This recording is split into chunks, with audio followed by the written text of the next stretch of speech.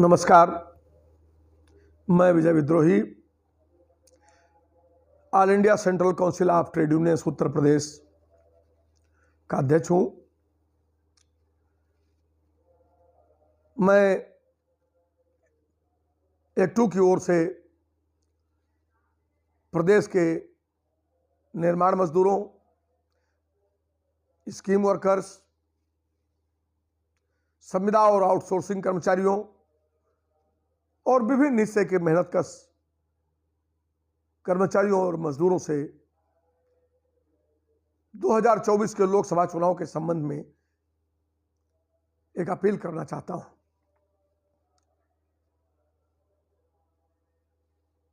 भारत के निर्माण क्षेत्र में पिछले 10 वर्षों में काम के अवसर बहुत बुरी तरह से घटे हैं। पूरा का पूरा कंस्ट्रक्शन सेक्टर प्रभावित हुआ है और करोड़ों मजदूर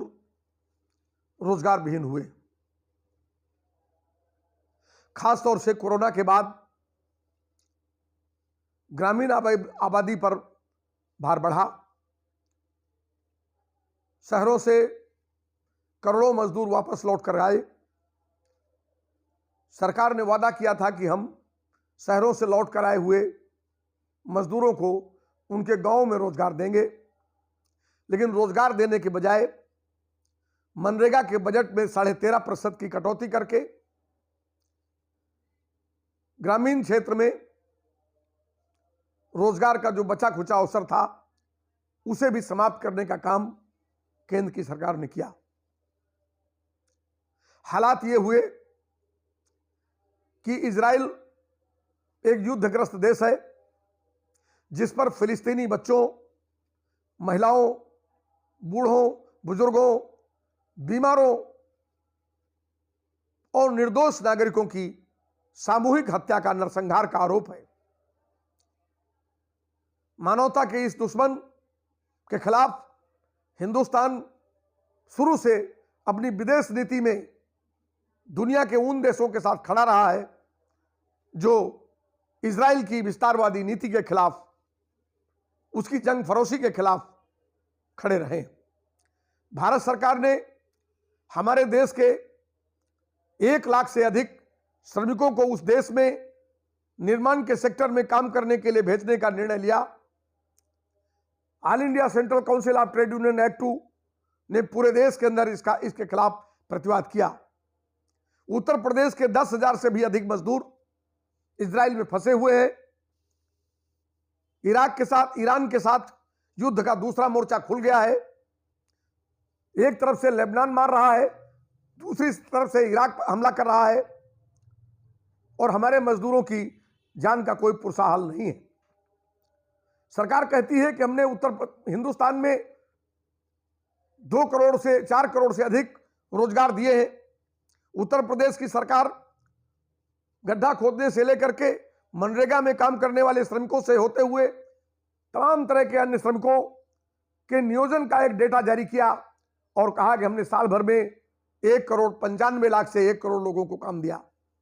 ये वही उत्तर प्रदेश है जो 1 करोड़ मजदूरों को काम देने का दावा करता है, लेकिन हमारे 10,000 मजदूरों की जिंदगी इजराइल में ले जाकर के दांव पर लगा देता है। भारत का विदेश मंत्रालय एडवाइजरी जारी कर रहा है कि Jordan, Syria, Turkey, Iran, Iraq की यात्रा में हमारे देश के नागरिक न जाएं, लेकिन हमारे उन उत्तर प्रदेश के 10,000 मजदूरों के बारे में विदेश मंत्रालय कुछ नहीं बताता है। वो किस हाल में है, उनकी सुरक्षा की क्या गारंटी है, उनको वापस लाने के बारे में कोई योजना है या नहीं है। सरकार खामोश है। यह निर्माण सेक्टर में काम की दशा का एक नमूना है जिससे एक अंदाजा लगाया जा सकता है कि जहां पर गोलियां चल रही हैं, जहां तोपें चल रही हैं, रॉकेट चल रहे हैं और घमासान जमीनी और वायु हमले हो रहे हैं, वहां अपने परिवार पालने के लिए, रोटी के लिए, अपना पेट चलाने के लिए हमारे भाइयों को अपनी जान दांव में लगा करके इजराइल जाना पड़ा और इस बेहया सरकार ने एक समझौते के तहत उनके जाने का रास्ता प्रशस्त किया। दूसरी तरफ मनरेगा में 13.5% बजट की कमी से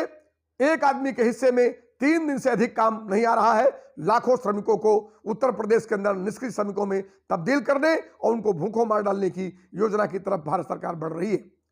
दूसरी तरफ औद्योगिक क्षेत्र में मजदूरों के 44 श्रम कानूनों को बदल करके एक गुलामी के 4 नए कोड लाने का काम किया गया है, और जिसके जरिए आज अगर आप कहें कि हिंदुस्तान मजदूरों के लिए एक लॉलेस स्टेट, कानून विहीन जंगल राज में तब्दील कर दिया गया है। और जिसके अंदर सबसे खतरनाक बात यह है कि वो टर्म एम्प्लॉयमेंट नाम की एक योजना लाए हैं। उस टर्म एम्प्लॉयमेंट में 4 महीने की नौकरी, 4 दिन की नौकरी, 4 साल की नौकरी, 2 साल की नौकरी, जिसमें न कोई सामाजिक सुरक्षा है, न वेतन है, न न्यूनतम वेतन की गारंटी है, न उसमें इंक्रीमेंट है, न बढ़ोतरी है, न पीएफ है, न ईएल है, न सीएल है, कुछ भी नहीं है, न प्रोविडेंट फंड है, न ग्रेजुटी है और न पेंशन है। आप आइए और जाइए, हायर और फायर की स्कीम लाई जा रही। यह औद्योगिक मजदूरों के सामने भी बड़ा संकट है। सरकारी कर्मचारियों के पद लगातार डिलीट किए जा रहे हैं और उत्तर प्रदेश के अंदर अभी भी 60 से 70 लाख सरकारी क्षेत्र में नौकरियां खाली पड़ी हुई है, लेकिन सरकार उनको भरने के बजाय उन जगहों पर आउटसोर्सिंग और संविदा में काम ले रही है। और आउटसोर्सिंग और संविदा में जिस तरह का शोषण है, वहां पर न तो न्यूनतम वेतन है, न सामाजिक सुरक्षा है, न उनके मालिक का कहीं पता है। एक दिन वेबसाइट बंद हो जाती है, वैसे ही पता लगता है कि उनकी नौकरी खत्म हो गई, उनका मालिक कौन था इसका भी पता उन्हें नहीं लग पाता है। ऐसे दौर में मजदूरों के सामने, कर्मचारियों के सामने, चाहे वो स्वास्थ्य विभाग के संविदा कर्मचारी हो, आउटसोर्सिंग कर्मचारी हो, चाहे वो रोडवेज के संविदा कर्मचारी हो, आउटसोर्सिंग कर्मचारी हो, और चाहे वो दुनिया बिजली के अंदर काम करने वाले हो या दूसरे सेक्टर्स में काम करने वाले लोग हों, उन सब के सामने आज यह निर्णय लेने का वक्त आ गया है कि जिस जालिम भाजपा ने की सरकार ने इन 10 सालों में आदमी से उन्हें जानवर भी नहीं रहने दिया है और इतनी बदतर और बदतर जिंदगी जीने के लिए मजबूर किया है, उस भाजपा सरकार को उखाड़ कर फेंकने का वक्त आ गया है। तो इस निर्णायक मुकाम में जिसने बिजली के आंदोलन का दमन किया, जिसने आशा वर्कर्स के आंदोलन का दमन किया, जिसने कस्तूरबा के आंदोलन का दमन किया, जिसने उत्तर प्रदेश के अंदर एम्बुलेंस कर्मचारियों के आंदोलन के साथ धोखा किया और 14,000 लोगों को बाहर कर दिया। बिजली में आज भी हजारों लोग बाहर बैठे हुए हैं, संविदा कर्मचारी बाहर बैठे हुए हैं, हजारों हमारे एसडीओ प्रमोशन रोक दिया गया, 1 दिन की तनख्वाह रोक दी गई है, उनकी पेंशन रोक दी गई है। ये इतनी जन विरोधी और मजदूर विरोधी और लोकतंत्र विरोधी सरकार को सबक सिखाने का वक्त है। और हम सबसे अपील करते हैं कि उत्तर प्रदेश के अंदर अभी जो शेष 6 चरण का चुनाव है, इसमें हमारे बिजली के कर्मचारी, हमारे जल निगम के कर्मचारी, रोडवेज के कर्मचारी, हमारे विभिन्न शिक्षा संस्थानों के कर्मचारी, हमारे स्वास्थ्य संस्थानों के कर्मचारी, हमारी पीजीआई, हमारा एम्स, हमारा सैफई मेडिकल यूनिवर्सिटी, हमारा एनएचआरएम का पूरा सिस्टम, एनएचएम का सिस्टम, इसके अंदर जो आउटसोर्सिंग और संविदा कर्मचारी, ये सब मिलकर के और सारे स्कीम वर्कर्स मिलकर के, निर्माण मजदूर मिलकर के और मनरेगा मजदूर मिलकर के इस सरकार को सबक सिखाएं और इनको ध्वस्त करते हुए, इनके फांसीवादी सांप्रदायिक विभाजनकारी एजेंडे को ध्वस्त करते हुए अपने वास्तविक सवाल रोटी रोजी, सम्मान, सुरक्षा और एक अस्थायी नौकरी की गारंटी आज को लेकर के आगे बढ़े। इंडिया ब्लॉक के जो भी कैंडिडेट हैं उनको चुनाव जिताएं और एक ऐसे लोकतंत्र पसंद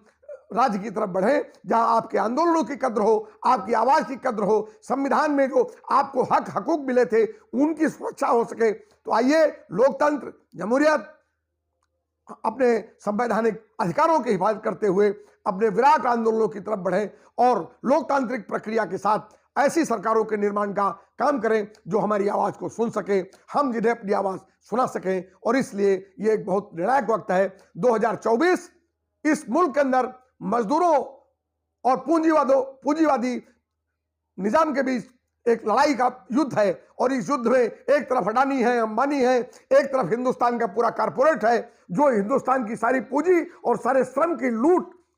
के आधार पर अपना अंपायर बढ़ाता जा रहा है और एक तरफ फ्रीसी की जिंदगी जीते हुए, बेरोजगारी की जिंदगी जीते हुए, कम वेतन में भुखमरी की जिंदगी जीते हुए, बच्चों के पालन पोषण को ठीक से न कर पाने वाली पूरी एक जमात है। तो आइए हम लोग ऐसे में सरकार को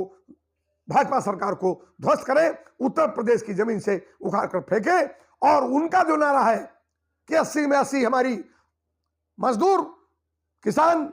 मेहनतकश नौजवान, मनरेगा मजदूर, इंडस्ट्रियल मजदूर, स्कीम वर्कर्स, आशा, आंगनबाड़ी, मिड डे मील,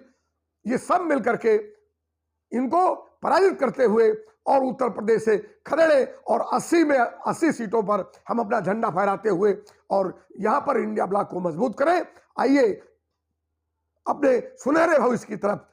इस अपील पर ध्यान देते हुए एक बार मूल्यांकन करें कि ये जो हिंदू मुसलमान के नाम पर, ये जो हिंदुस्तान पाकिस्तान के नाम पर बरसों से अपनी रोटियां सेकते आए हैं और हमारी रोटी पर मिट्टी डालते आए हैं, हमारे बच्चों की थाली का भात छीनते आए हैं, आज इनसे सत्ता छीन करके अपने लोगों को, अपने जैसे लोगों को, अपने सवालों को आगे बढ़ाने वाले लोगों को बैठाने का वक्त आ गया है। और इसी अपील के साथ जय हिंद, जय भारत, धन्यवाद, इनकलाब जिंदाबाद।